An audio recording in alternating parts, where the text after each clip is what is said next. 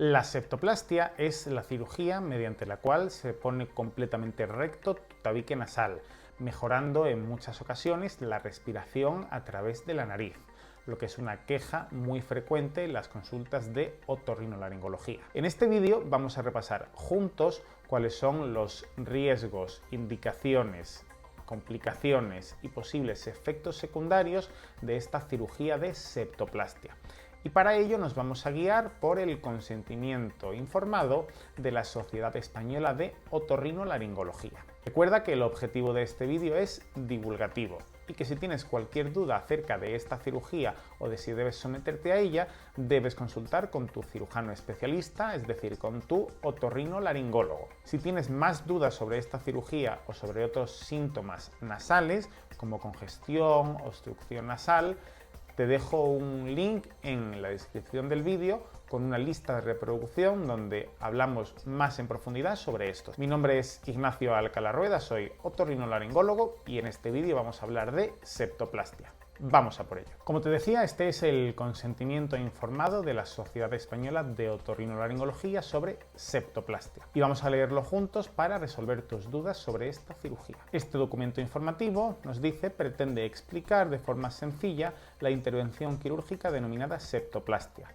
así como los aspectos más importantes del periodo postoperatorio y las complicaciones más frecuentes que como consecuencia de esta intervención puedan aparecer. Breve descripción del procedimiento quirúrgico. ¿Cómo va a ser una septoplastia? Llamamos septoplastia a la técnica quirúrgica que tiene como finalidad la corrección de las deformidades del tabique nasal. ¿Qué es el tabique nasal? El tabique nasal es una estructura formada por cartílago y por hueso que separa una fosa nasal de otra. Esto que tenemos aquí no lo llamaríamos tabique nasal, sino que lo podemos llamar dorso nasal, pirámide nasal. Y no se va a tocar durante una septoplastia. Si tocamos esta parte durante la cirugía, pasaremos a llamarla rinoplastia. La septoplastia se efectúa bajo anestesia general, en todos los casos. Yo no conozco ningún sitio en el que se hagan septoplastias completas con anestesia local. Y consiste básicamente en la extirpación, remodelación y reposición de los fragmentos de cartílago o de hueso que no se hallan en la posición correcta y que son responsables de las alteraciones en el funcionamiento nasal. Cuando uno tiene el tabique nasal desviado, habitualmente respira peor por un lado de la nariz que por el otro, consecuencia de que ese cartílago y ese hueso se encuentran desviados. Durante la cirugía, como nos dice aquí, lo que vamos a hacer va a ser extirpar, remodelar y reposicionar ese cartílago y ese hueso. No en todos los casos se remodela y se reposiciona, dependerá de la técnica del cirujano y de las necesidades que tenga tu tabique nasal. En ocasiones, y a criterio del cirujano, puede ser necesaria la colocación de una o varias láminas de material sintético, abrazando el septo nasal, sujetas mediante una sutura durante unos días. Estos son las conocidas como férulas paraseptales, unas pequeñas planchas de silicona que se van a colocar a cada lado de la nariz para favorecer una adecuada cicatrización y dependerá de tu cirujano, como digo, la técnica que emplee y lo que se suele realizar en ese centro hospitalario. Tras la intervención se suele colocar un taponamiento nasal que se mantendrá durante un tiempo variable. El taponamiento suele ocasionar molestias tales como dolor o pesadez de cabeza, sensación de taponamiento de oídos, molestias al masticar y sequedad de garganta. Esta es la parte, digamos, más incómoda para el paciente. Tras la cirugía se suele colocar un tapón, según el sitio será un tapón tipo una esponja larga y grande o incluso una gasa colocada por dentro y esto va a producir molestias al paciente. Cada vez este tapón se deja menos días y en ocasiones en algunos centros ni siquiera se pone, por lo que tendrás que preguntar a tu cirujano qué se hace en concreto en el sitio en el que te vas a operar. Pero si te ponen tapones, quiero que sepas que vas a estar 1 o 2 noches al menos incómodo y que aunque no es doloroso, sí que produce mucha congestión nasal y bastante incomodidad. Y como dice aquí, sequedad de la garganta porque vamos a respirar todo el rato con la boca abierta. Estas molestias se atenúan con tratamiento sintomático, por supuesto con analgesia. Los taponamientos pueden tener que asociarse a antibioterapia oral para evitar infecciones nasosinusales. Esto también dependerá del hospital en el que te operes y del cirujano y del tipo de tapón que se coloque. Durante las primeras horas del taponamiento suele drenar por la nariz un líquido sanguinolento que se considera normal. Una vez se ha colocado ese tapón, parecido a una esponja en la mayoría de casos, puede salir algo de sangre a través de ese tapón, como si se estrujara y saliera un poquito. Más que sangre fresca, roja en mucha cantidad, es lo que conocemos como agua de lavar carne, ese agua de color rojizo que podrá salir por los lados de tu nariz. En raras ocasiones se puede desplazar hacia atrás el taponamiento por la parte posterior de la fosa nasal hacia la garganta, provocando sensación de molestias y náuseas, que se solucionan retirando el taponamiento y colocando otro si es preciso. Recuerda que tu nariz comunica con tu garganta, por eso si haces algunos esfuerzos importantes, el taponamiento se puede desplazar hacia atrás. No es frecuente, pero puede pasar. El mencionado taponamiento justifica que el paciente respire a través de la boca, por lo que pueden aparecer diversas molestias de escasa entidad en la garganta. Incómodo, molesto, pero poco importante para tu salud. Después de la intervención suele presentarse dolor en la región nasal que se puede irradiar a la cara y a la cabeza. No suele ser un dolor muy intenso, pero sí que puede doler y por eso hay que tratar con analgesia. También pueden aparecer vómitos sanguinolentos con coágulos que durante las primeras horas se consideran normales. Durante la cirugía has podido tragar algo de sangre sin querer y eso puede aparecer luego en forma de vómito. Estos coágulos son la manifestación de la sangre deglutida y no precisan tratamiento. Deben desaparecer tras las primeras 24 horas de posoperatorio. Puede aparecer excepcionalmente un hematoma en la cara o en el contorno ocular. Esto es más habitual cuando hacemos cirugía que tenga que ver con el dorso nasal, es decir, una rinoplastia. En cualquier caso, pregunta específicamente a tu cirujano para que te cuente cómo realiza él la intervención y si espera que vaya a aparecer un hematoma. En el periodo posoperatorio es recomendable la realización de lavados de la fosa nasal mediante suero fisiológico o similares soluciones para favorecer la eliminación de costras que pueden dificultar la respiración nasal. Fundamental que en el posoperatorio realices muy numerosos y muy frecuentes lavados nasales, bien con agua de mar, bien con suero fisiológico o con algunos preparados que venden en forma de botella. Esto mejorará el posoperatorio, la cicatrización y tus síntomas de congestión nasal en el posoperatorio. Como ves, en el consentimiento se le da una especial importancia al taponamiento, y es que es la principal causa de rechazo de la cirugía por parte del paciente. En caso de no efectuar esta intervención, persistirán los síntomas propios de la dificultad respiratoria nasal, pues simplemente seguirás respirando peor por un lado que por el otro de la nariz.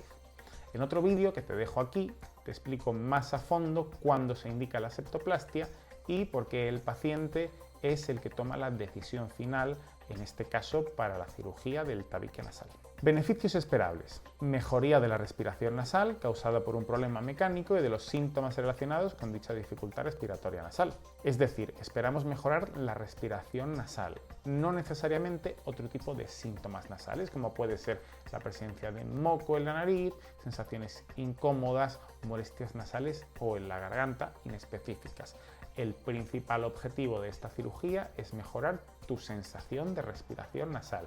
Y eso debes tenerlo muy claro para no hacerte falsas expectativas de cara al posoperatorio. Procedimientos alternativos. No se conocen procedimientos de contrastada eficacia. Si tu problema es estructural, como me gusta decir a los pacientes, cuando la torre de Pisa está inclinada, la única forma de ponerla recta es cortándola y ponerla recta. Sin embargo, puede haber otras cosas en tu nariz que te impidan respirar bien. Y se pueden tratar esas otras cosas, como puede ser una rinitis o una poliposis. Consulta con tu otorrino para hablar sobre estos temas. Riesgos específicos más frecuentes de este procedimiento. Vamos ahora a hablar de los posibles riesgos de la cirugía de septoplastia. Una de las complicaciones más frecuentes es la hemorragia, que se previene con el taponamiento nasal, pero que puede aparecer a pesar del mismo. Puede haber un sangrado los primeros días después de la cirugía y este es el motivo por el que se coloca ese tapón nasal, aunque a veces no es suficiente. Esta sería la complicación más frecuente, pero aún así podríamos decir que no es una complicación muy frecuente. En este caso hay que revisar el taponamiento nasal previamente colocado y en ocasiones sustituirlo por otro que garantice algo más de presión. El objetivo de ese tapón es apretar bien contra el tabique nasal para evitar sangrados. Excepcionalmente, puede ser necesaria la revisión de la zona quirúrgica bajo anestesia general y el cambio del taponamiento. Si el sangrado no para a pesar del manejo del especialista, en ocasiones habrá que ir de nuevo a quirófano. También puede acumularse sangre en la zona quirúrgica y producir un hematoma que requiera drenaje. Eventualmente puede requerirse una transfusión sanguínea, poco frecuente pero posible.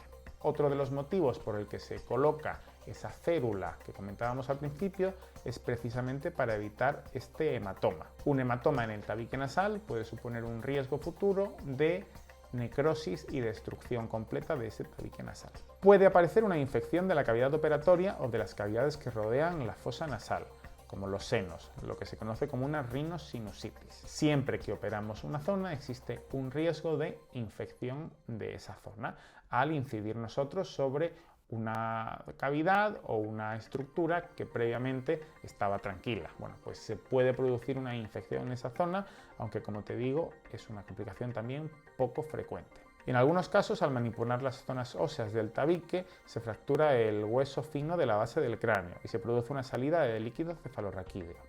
El líquido cefalorraquídeo es el líquido que baña tu cerebro y tu sistema nervioso central. Como tu nariz está muy cerca de tu cerebro, se puede dar la situación que al cortar ese hueso fracture por presión esa zona que comunica y que caiga algo del líquido cefalorraquídeo del cerebro a la nariz. Esto es muy raro y muy poco frecuente, pero tienes que conocer todos los riesgos posibles de una cirugía antes de someterte a ella. La reparación de esta fístula puede requerir un nuevo procedimiento quirúrgico, por supuesto. Se han descrito de forma excepcional casos de lesiones intracraneales cerebrales por fracturas óseas del etmoides. El etmoides es ese hueso que separa tu nariz del cerebro. Muy raro que pase esto. Yo personalmente no he tenido casos, pero puede pasar y tienes que conocerlo. En ocasiones puede permanecer como secuela cefaleas de intensidad y localización variables. En lo relativo a la fosa nasal pueden aparecer perforaciones del tabique nasal, que son más frecuentes en las reintervenciones del tabique. Ese tabique nasal, si no tiene una adecuada cicatrización, puede presentar un agujero al cicatrizar. Esto puede ser consecuencia de haber utilizado vasoconstrictores nasales previos a la cirugía en forma de spray o en forma de consumo de algunas sustancias tóxicas. Por eso tu médico te interrogará sobre esto antes de proceder a la cirugía. Estas perforaciones pueden producir un ruido o un silbido, especialmente si son pequeñas y en la zona más anterior de la nariz. En muchos casos, aunque haya una perforación, muchos pacientes ni siquiera van a notar ningún cambio en su sintomatología nasal. Con frecuencia pueden dar lugar a una cierta tendencia a la formación de costras y a un sangrado nasal leve pero reiterativo a lo largo del tiempo. Todo ello, igual que todo lo que pasa en la nariz, requerirá lavados nasales, que vienen muy bien para la cicatrización, y la administración de pomadas para mejorar los síntomas de la sequedad nasal. Si existe una perforación en tu tabique nasal, cosa que es poco frecuente pero puede ocurrir, puede que tu cirujano te recomiende una nueva cirugía para cerrarlo, si es que tú notas esa perforación y te afecta de alguna forma. Pueden formarse sinequias, también llamadas bridas, entre las paredes de la fosa nasal que pueden requerir su sección en un segundo tiempo operatorio. Una sinequia es una cicatriz entre el tabique nasal y la parte de fuera de la nariz, y eso obstruye el paso de aire y se puede operar en un segundo tiempo mejorando la respiración. Pueden aparecer trastornos de la olfacción. Siempre que operamos la nariz, uno de los posibles riesgos es el empeoramiento del olfato. En un porcentaje de aproximadamente un 10% es necesario realizar una reintervención por persistir obstrucción mecánica. Esto es debido a la existencia de diversas situaciones. Un tabique muy deformado en la primera intervención, una mala cicatrización, un desplazamiento de los fragmentos o un traumatismo nasal sufrido durante el postoperatorio. Al operar una nariz, en la cicatrización pueden pasar todas estas cosas. Lo bueno que tenemos es que si a la primera no hemos mejorado la respiración al 100%, lo podemos hacer en una segunda intervención. Aunque una segunda intervención tiene mayor riesgo de perforación del tabique nasal y menos probabilidades de éxito que una primera. Dependerá también mucho de tu cirujano y de lo que te comente. Puede también producirse un defecto estético, esencialmente como consecuencia del hundimiento o plegamiento del dorso de la pirámide nasal. Ello puede producirse como consecuencia de un trastorno de la cicatrización tras la intervención quirúrgica. El cirujano va a tener muchísimo cuidado en respetar lo que se conoce como la L del dorso nasal para mantener la forma de tu nariz. Sin embargo, en algunos casos, cuando la cicatrización no es adecuada, esa nariz puede caer un poquito hacia abajo, en lo que se conoce como una punta nasal hundida. Esto también es poco frecuente, pero puede pasar. Pueden aparecer además alteraciones de la sensibilidad de la zona, así como de la zona dentaria. En algún caso se ha señalado el cambio de color de alguna pieza dentaria. Muy cerca de la nariz, como sabes, está la arcada dentaria superior y uno de los nervios pasa muy cerquita del tabique nasal, en ocasiones encontrándose en ese hueso que está desviado. Al seccionar y retirar ese hueso desviado se puede dañar ese nervio y durante unos cuantos meses puedes tener una sensación de sensibilidad alterada en la nariz y en la zona de los dientes, sobre todo de la arcada superior. No hay que ignorar, además de todo ello, las complicaciones propias de toda intervención quirúrgica y las relacionadas con la anestesia general que tendrá que contarte tu anestesista. Esto sería un poco el consentimiento informado y finalmente aquí tendríamos todo lo que debes firmar antes de la cirugía. Aunque antes se hacía en papel, en la mayoría de sitios ahora se está haciendo de forma digital. Como resumen, te diría que aunque la septoplastia puede tener muchísimos efectos secundarios o complicaciones o riesgos potenciales, la realidad es que en la mayoría de las ocasiones es una cirugía que va bien y mejora la sintomatología nasal de los pacientes, con la pequeña excepción del postoperatorio temprano con esos tapones que suelen ser bastante incómodos. Como te digo, consúltalo bien con tu médico cirujano que te va a explicar con detalle cómo se realiza esta cirugía, que por cierto es una de las más realizadas por el otorrinolaringólogo. Espero que te haya gustado este vídeo, si es así, suscríbete, darle like y déjame en los comentarios cualquier duda o inquietud que tengas. O si quieres que hablemos de alguna cirugía en concreto, pregúntame sobre ella e intentaremos realizar un vídeo similar a este. Hasta la próxima.